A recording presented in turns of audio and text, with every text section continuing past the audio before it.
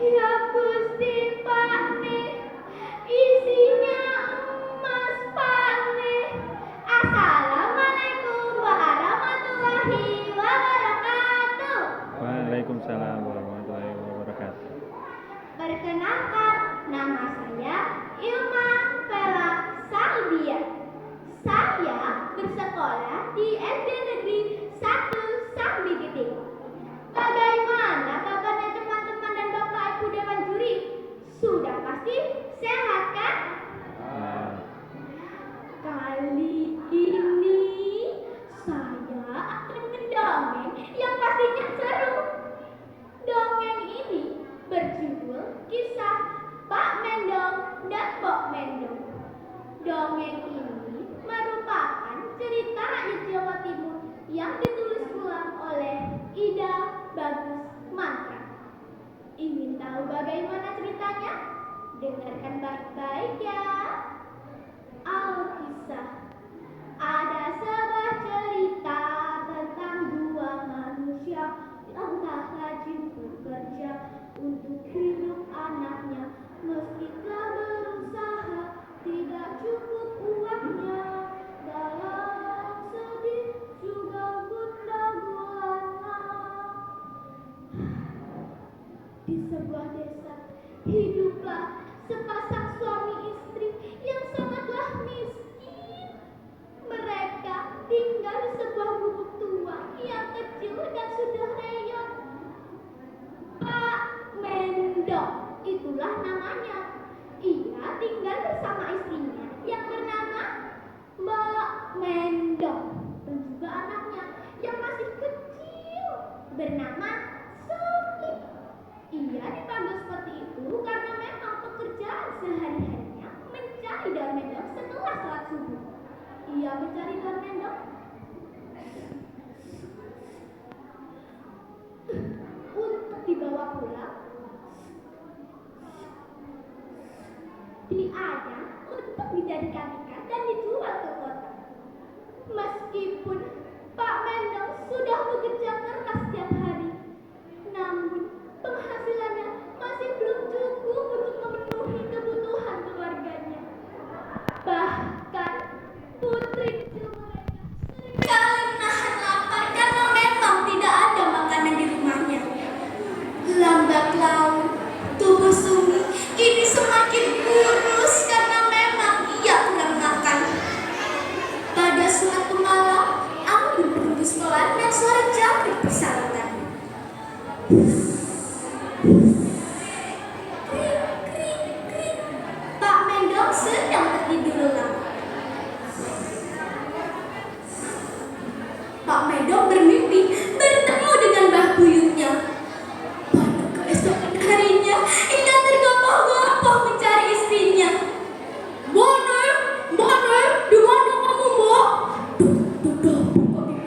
Bone.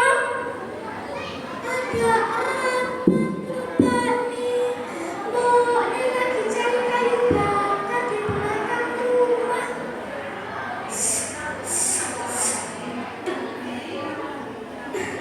Ada apa kok sepertinya penting sekali? Bono, duduk sini, Bu. Pak mau cerita. Sebentar, saya tak minum dulu.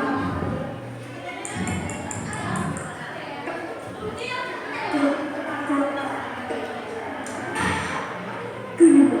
Semalam Pak bermimpi bertemu dengan Mbak Buyut. Katanya kita disuruh menyembelih lembu untuk dibuat duri dan dibagikan kepada fakir miskin yang ada di desa ini. Gimana, Bu, tentang mimpi itu? Pak nih, orang kita makan saja masih susah. Kok disuruh menyembelih lembu? Uang dari mana, Pak nih? Benar juga ya, Bu. Kalau kita jual rumah ini, kira-kira laku tidak? Apabila rumah ini sudah reot, kalau kita jual, kita tinggal di mana, Bu? Itulah pembahasan Pak Mendong dan Pok Mendong. Pak Mendong berpikir bagaimana caranya ia cepat mendapatkan uang. Pada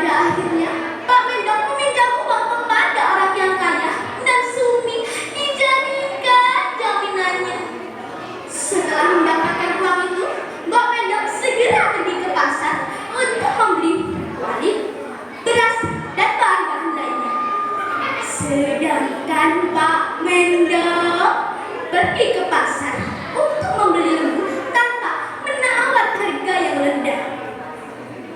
Lembu, kamu ikut aku pulang ya lembu. Dan dagingmu akan dimasak untuk kenduri lembu. Mo.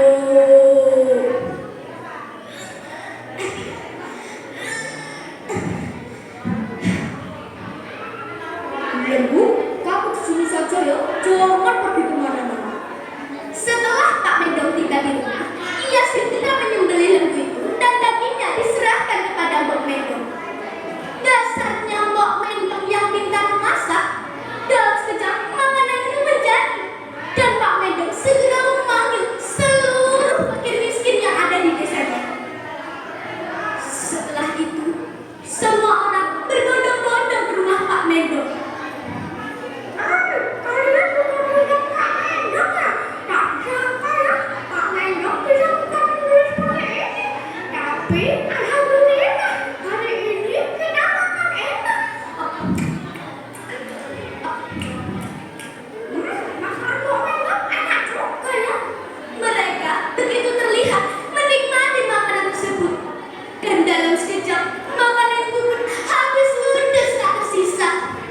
Dan kini tinggallah Pak Mendong dan Mbok Mendong yang duduk termenung memikirkan apa yang terjadi selanjutnya. Tiba-tiba kuali bekas masak kenduri bergoyang mengeluarkan cahaya. Pane, lihat itu Pane, kuali bekas masak kenduri bergoyang mengeluarkan cahaya Pane. Ya Gusti Pane, isinya emas Pane. Keluarga Pak Mendong begitu bahagia. Dan Pak Mendong segera membawa sebegaian emas itu untuk dijual ke kota dan menebus anak sayangannya, Sumi. Berita Pak Mendong yang mendadak tersebar seluruh desa hingga ke telinga saudagar terkaya di desa itu. Saudagar kaya itu menanyakan apa yang terjadi.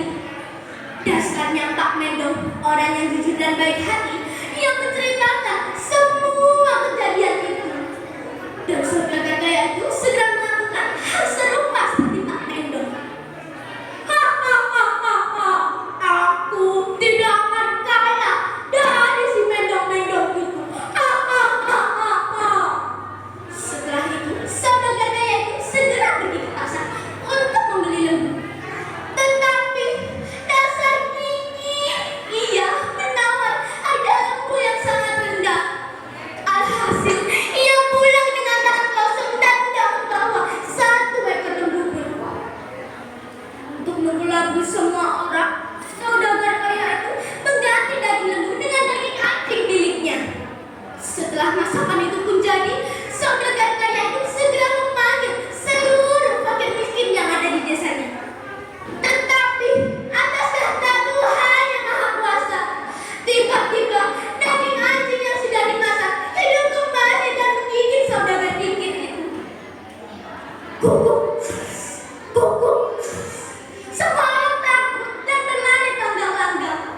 Dan kini tinggallah si saudagar kikir yang kesakitan digigit oleh anjing peliharaannya. Dan keluarga Pak Mendong kini tetap hidup sederhana seperti biasa. Nah teman-teman, janganlah menjadi orang yang kikir dan iri hati ya. Jadilah seperti Pak Mendong dan Mbok Mendong yang baik hati dan tidak sombong. Saya akhiri dongeng hari ini. Wassalamualaikum warahmatullahi